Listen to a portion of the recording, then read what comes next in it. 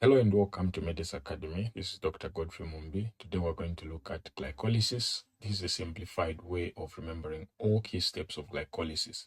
First things first, what's happening in glycolysis? In glycolysis, we're getting a glucose molecule and we're breaking it down to produce two molecules of pyruvate, and at the same time we're also producing ATP and NADH.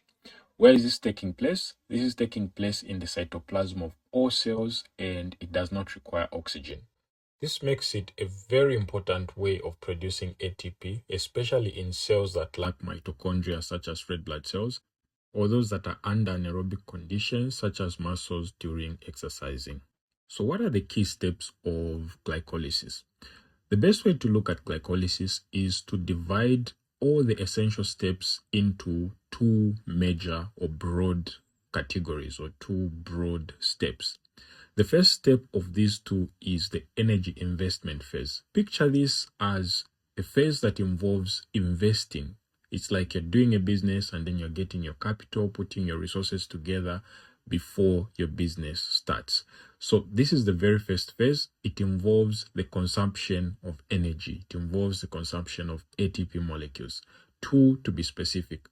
Then we get to the energy payoff phase. You can think of this as phase 2, or the phase where you start getting profits. This is the one that will result in the production of 4 ATP molecules and 2 NADH molecules. And this will give us a net gain of 2 ATP molecules per glucose molecule that is used. Remember, in phase 1, the energy investment phase, we are using 2 ATP molecules. In the energy payoff phase, we are producing 4 ATP molecules, and this gives us a net gain of 2 ATP molecules. So now that we've understood the broad division of these phases, we can look at the actual steps. So steps 1 to 5 will belong to the energy investment phase. This is the phase where we're still putting in a lot of effort, we're still putting in capital, we're still putting in resources. And then phases 6 to 10, this is where we'll start getting our profits. So having that understanding in mind, let's start looking at the actual steps that are involved.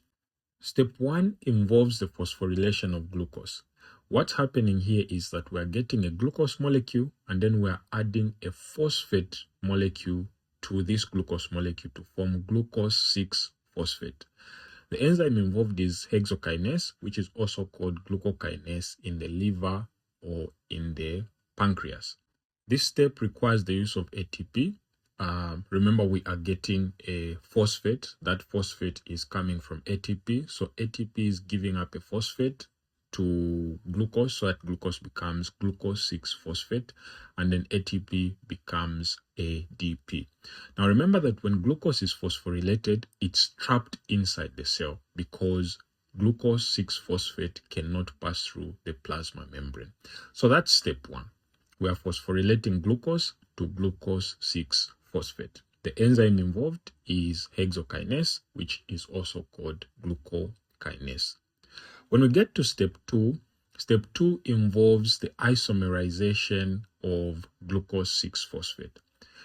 What's happening here is that we're getting glucose 6-phosphate and we are just isomerizing it to fructose 6-phosphate. Remember that fructose and glucose are isomers of each other.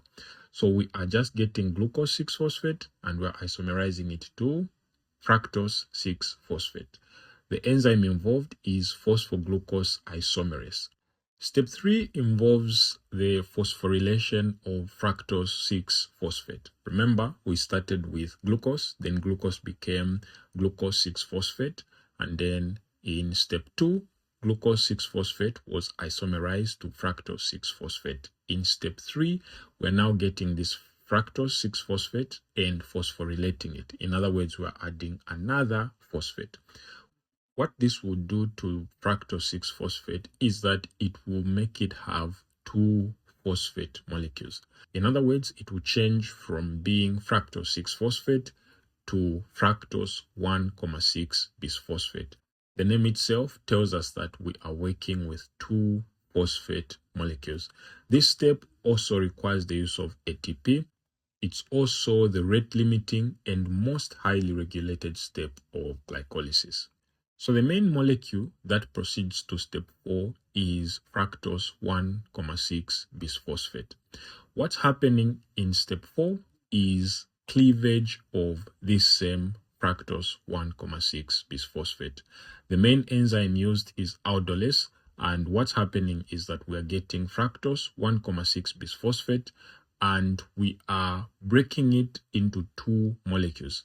The first one is glyceraldehyde 3-phosphate, and the second one is dihydroxyacetone phosphate, which is abbreviated as DHAP. As you can see here, the 6-carbon sugar has been split into two 3-carbon molecules. We are moving from fructose 1,6 bisphosphate to G3P and DHAP. The main enzyme involved here is aldolase. Step 5 will involve the conversion of DHAP to G3P. This is because step 6, which is the next step after this one, will only use G3P. So if you remember from step 4, we got fructose 1,6 bisphosphate and broke it down into G3P and DHAP.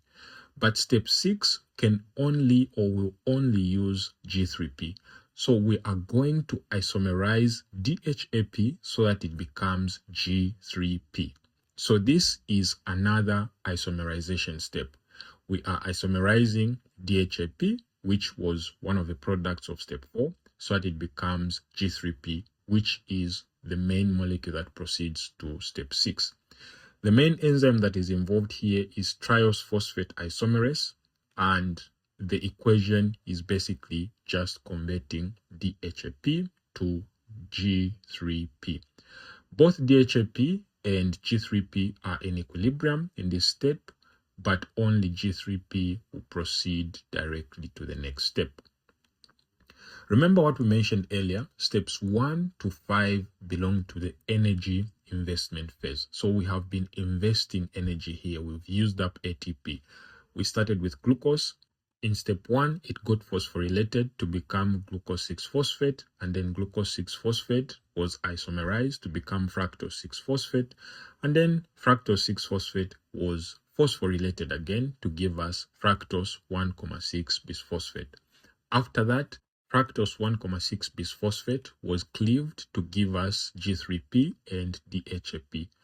And then, because step 6 only used G3P, DHAP had to be isomerized to G3P. So this is where we are. From 6 to 10, this is now the energy payoff phase. This is the phase where we start seeing the results of our work. Step 6 will involve the oxidation of G3P. Okay, the enzyme involved is glyceraldehyde 3-phosphate dehydrogenase, and what's happening is that we are getting G3P plus NAD plus and an inorganic phosphate, and then we end up with 1,3 bisphosphoglycerate together with an NADH. If you pay attention, this is actually adding another phosphate to G3P. That's why it's changing from G3P to 1,3 bisphosphoglycerate. What it's telling you is that this G3P has one phosphate and 1,3 bisphosphoglycerate has two phosphates. The first phosphate is at the first carbon atom and the other phosphate is at the third carbon atom, giving us 1,3 bisphosphoglycerate. Now remember that we're also producing NADH, and NADH, the one that is generated here, will enter oxidative phosphorylation in aerobic conditions. As a result, even though we have not yet produced ATP here, the fact that NADH has been produced here, which can later be used during oxidative phosphorylation, means that this is a step towards energy production. This will be used later on to produce energy. Okay, let's continue. So this step can be considered as, the early profits in business. You've started making small amounts of money. Not exactly the amount that you put in, but you have started seeing that the business is profitable. When we move on to step 7, This is substrate level phosphorylation. What this means in simple terms is that we're getting a phosphate from an energy dense substrate. In this case, the substrate is 1,3 bis phosphoglycerate. We're getting one phosphate from there, and then we're adding it to an ADP so that that ADP becomes ATP. Notice that 1,3 bis phosphoglycerate contains two phosphates, one on the first carbon atom and then the other one on the third carbon atom. But notice how this 1,3 bisphosphoglycerate becomes 3-phosphoglycerate, implying that one phosphate has been lost, the one that was on the first carbon atom, and we've only remained with the one that is on the third carbon atom. So the one that has been lost has now been added to ADP, and we have produced ATP. This is called substrate level phosphorylation.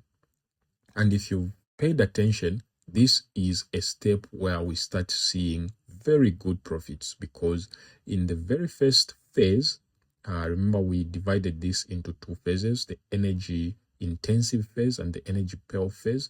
In the first phase, we did use ATP, but now we have started producing ATP. So we are seeing positive results. We are making profits from this transaction. By the way, this step is catalyzed by the enzyme phosphoglycerate kinase. Step 8 involves the isomerization of 3-PG. Basically, we are getting 3-PG, which is 3-phosphoglycerate, and we're isomerizing it to 2-PG, which is 2-phosphoglycerate. In other words, we're just moving the location. We're changing the location of the phosphate. We're taking it from the third carbon atom, that is 3-PG, to the second carbon atom, that is 2-PG. So this is just isomerization, and the enzyme involved here is phosphoglycerate mutase. Step 9 involves the dehydration of 2-PG, that is 2-phosphoglycerate, and this will move us from having 2-PG, which is 2-phosphoglycerate, to phosphoenolpyruvate, which is also abbreviated as PEP. The main enzyme involved here is enolase. This step prepares PEP, which is a high energy molecule for ATP production.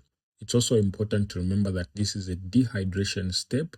What this means is that the enzyme enolase removes water from 2-PG for it to become phosphoenolpyruvate. Step 10 involves the formation of pyruvate, and it's also the second step that involves the production of ATP. The enzyme involved here is pyruvate kinase, and PEP is converted to pyruvate plus an ATP molecule. This, as I mentioned, is the second ATP generation step.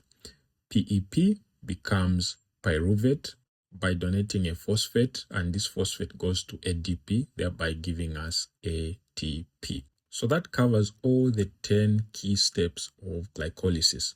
But this lesson will not be complete if we do not talk about the net yield of glycolysis. So remember that we started with one glucose molecule, and that glucose molecule, in the process of breaking it down, involved the use of 2 ATP molecules. Okay, those 2 ATP molecules ended up producing 4 ATP molecules, meaning that we have a net yield of 2 ATP molecules. We've also produced 2 NADH molecules and 2 pyruvate molecules.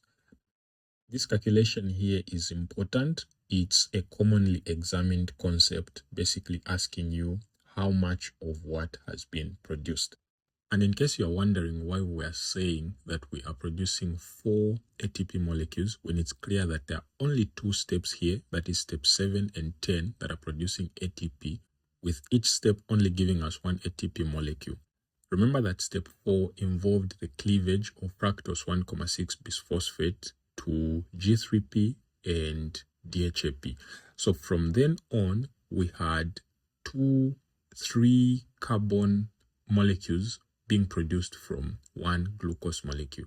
As a result, because of those 2, from then on, everything that has been produced is being multiplied by 2 because we basically have two molecules, that is G3P and DHAP, that are responsible for everything that's taking place from step 4 going forward. Of course, we know that DHAP was isomerized to G3P, so that's true, meaning that we had G3P, it continues the way it was from step 4, but DHAP is also now converted to G3P. So we are having 2 of those. So there you have it, the 10 steps of glycolysis, well explained and simplified. Don't forget to like, share, and subscribe. See you in the next one.